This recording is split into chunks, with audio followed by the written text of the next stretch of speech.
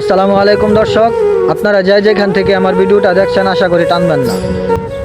ইতিমধ্যে আপনারা শুনতে পারতেছেন যে ব্রাহ্মণবাড়িয়ায় যে ঘটনাটা ঘটছে, ময়না হত্যার ঘটনা, আপনারা কিভাবে বিশ্বাস করতে পারেন যে একটা ইমাম সাহেব একটা মুয়াজ্জিন সাহেব মিলা তাকে হত্যা করবে? কোনো সময় আসল দোষটা না যায় না, আসলে কে দোষ কে নির্দোষ এটা কোনো সময় না যাই না বুঝা কোনো সময় কারো পক্ষে কথা বলা ঠিক না। বাংলাদেশের পুলিশ প্রশাসন এখনো হুজুরদের পিছনে লাগা আছে, যেটা দেখে ভিডিও দেখে বুঝলাম যে কিভাবে একটা ইমাম সাহেব একটা মুয়াজ্জিন রে হাত করা লাগায় নিয়ে যাইতেছে আদালতে।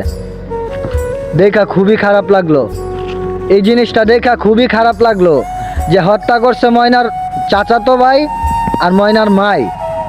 সে হত্যার দোষারোপ হয়েছে মসজিদের ইমাম সাহেব এবং মুয়াজ্জিন। আপনাদেরকে বলতাছি ভাই, এখনো সময় আছে, হুজুরদের পিছনে লাগতে আসেন না কোনো সময়। বাংলাদেশের পুলিশ প্রশাসন কোনো সময় হুজুরদের পিছনে লাগতে আসেন না, জানে বাঁচবেন না। এতটুকুই বলতে পারি যে আগামীতে পিছনে যাই কিছু করছেন কিন্তু সামনে জানে বাঁচতে পারবেন না ইনশাল্লাহ।